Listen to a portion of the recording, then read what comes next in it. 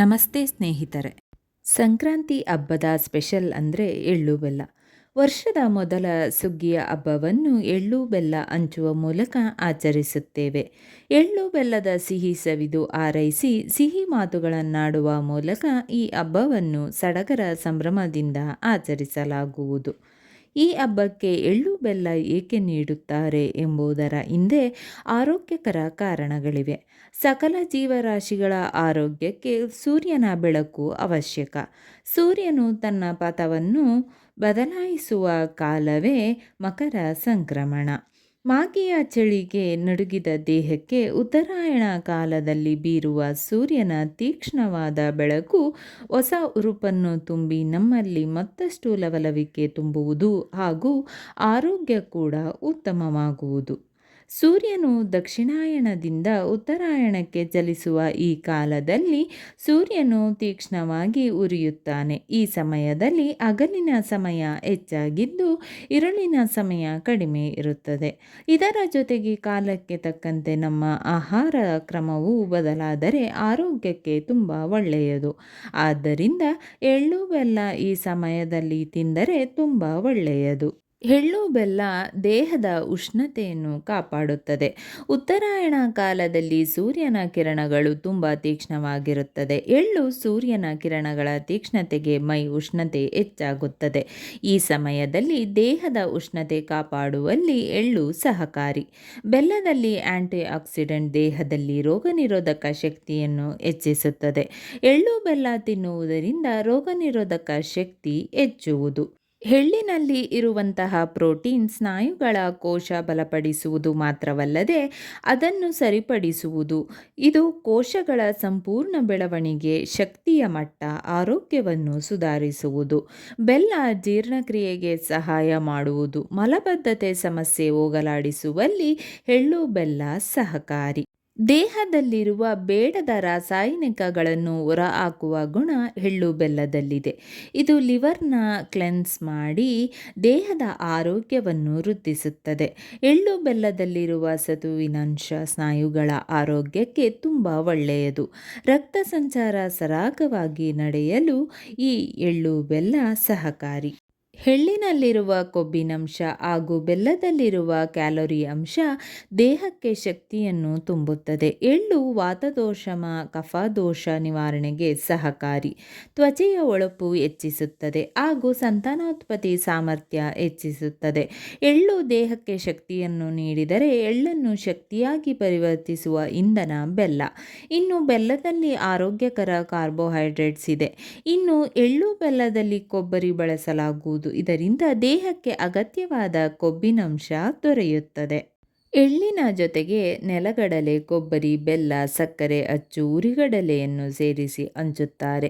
ಕಡಲೆ ಕೊಬ್ಬರಿಯಲ್ಲಿನ ಎಣ್ಣೆ ಅಂಶ ಚರ್ಮಕ್ಕೆ ಒಳ್ಳೆಯದು ಎನ್ನುವ ಕಾರಣ ಇದರಲ್ಲಿದ್ದು ಎಣ್ಣೆ ಅಂಶ ಚಳಿಯಿಂದ ಮರುಟುವ ಚರ್ಮವನ್ನು ಕಾಪಾಡುತ್ತದೆಯಂತೆ. ಬೆಲ್ಲದಲ್ಲಿನ ಆಂಟಿ ಆಕ್ಸಿಡೆಂಟ್ ಕೂಡ ದೇಹಕ್ಕೆ ಅಗತ್ಯ ಪೋಷಕಾಂಶ ಒದಗಿಸುತ್ತದೆ. ಈ ಮಿಶ್ರಣ ದೇಹದಲ್ಲಿ ರೋಗನಿರೋಧಕ ಶಕ್ತಿಯನ್ನು ಹೆಚ್ಚಿಸುತ್ತದೆ ಎನ್ನಲಾಗಿದೆ. ತಮಿಳುನಾಡಿನಲ್ಲಿ ರೈತರು ತಾವು ಬೆಳೆದ ಬೆಳೆಯನ್ನು ಕಟಾವು ಮಾಡಿ ಪೊಂಗಲ್ ತಯಾರಿಸಿ ಹಂಚಿ ಹಬ್ಬ ಮಾಡುತ್ತಾರೆ. ಕೇರಳದಲ್ಲಿ ಮಕರ ಸಂಕ್ರಾಂತಿಗೆ, ಶಬರಿಮಲೆಯಲ್ಲಿ ಕಾಣುವ ಮಕರ ಜ್ಯೋತಿಗೆ ಪ್ರಾಧಾನ್ಯ ನೀಡುತ್ತಾರೆ. ಗುಜರಾತ್, ಮಹಾರಾಷ್ಟ್ರಗಳಲ್ಲಿ ಸಂಕ್ರಾಂತಿಯಂದು ಗಾಳಿಪಟ ಹಾರಿಸುತ್ತಾರೆ. ಪಂಜಾಬ್ ಹಾಗೂ ಹರಿಯಾಣದಲ್ಲಿ ಸಂಕ್ರಾಂತಿಯನ್ನು ಲೋಹರಿ ಎಂದು ಆಚರಿಸುತ್ತಾರೆ. ಕರ್ನಾಟಕದಲ್ಲಿ ಎಳ್ಳು ಬೆಲ್ಲ ಬೀರುವ ಮೂಲಕ ಸಂಕ್ರಾಂತಿಯನ್ನು ವಿಶೇಷವಾಗಿ ಆಚರಿಸಲಾಗುತ್ತದೆ. ರೈತರು ತಾವು ಬೆಳೆದ ಧಾನ್ಯ, ಕಬ್ಬನ್ನು ಹಬ್ಬದ ದಿನ ನೆರೆಹೊರೆಯವರಿಗೆ ಹಂಚುವುದು ರೂಢಿ. ಜೊತೆಗೆ ಎಳ್ಳು ಬೆಲ್ಲವನ್ನು ಹಂಚುವ ಮೂಲಕ ಸಂತೋಷವನ್ನು ಹಂಚುವ ಪ್ರತೀಕದಂತೆಯೂ ಸಂಕ್ರಾಂತಿಯನ್ನು ಕಾಣುತ್ತಾರೆ. ಈ ಶುಭ ದಿನ ಅಯ್ಯಪ್ಪನ ಗಾಯತ್ರಿ ಮಂತ್ರವನ್ನು ಹೇಳಿ 11 ಬಾರಿ ಪಠಿಸಿ ಪೂಜೆ ಮಾಡುವುದರಿಂದ ಸಕಲ ಇಷ್ಟವೂ ಪ್ರಾಪ್ತಿಯಾಗುವುದು. ಓಂ ಭೂತನಾಥಾಯ ವಿದ್ಮಹೇ ಭವಪುತ್ರಾಯ ಧೀಮಹಿ ತನ್ನೋ ಷಷ್ಠ ಪ್ರಚೋದಯಾತ್. ಓಂ ಭೂತನಾಥಾಯ ವಿದ್ಮಹೇ ಭವಪುತ್ರಾಯ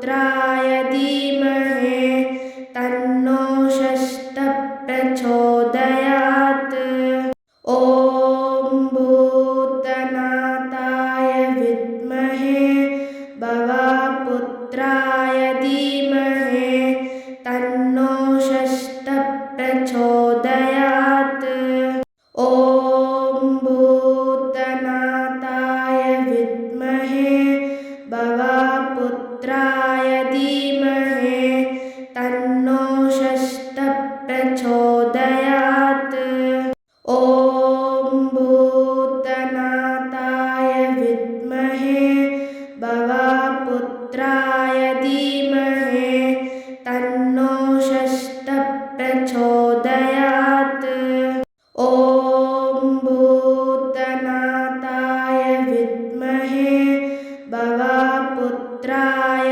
धीमहि तन्नो षष्ठः प्रचोदयात् ಸ್ನೇಹಿತರೆ, ಈ ವಿಡಿಯೋ ಇಷ್ಟವಾದಲ್ಲಿ ಲೈಕ್, ಶೇರ್ ಅಂಡ್ ಕಾಮೆಂಟ್ ಮಾಡಿ. ಮುಂದಿನ ವಿಡಿಯೋಸ್ಗಳಿಗಾಗಿ ಚಾನೆಲ್ ಅನ್ನು ಸಬ್ಸ್ಕ್ರೈಬ್ ಮಾಡಿ. ಧನ್ಯವಾದಗಳು.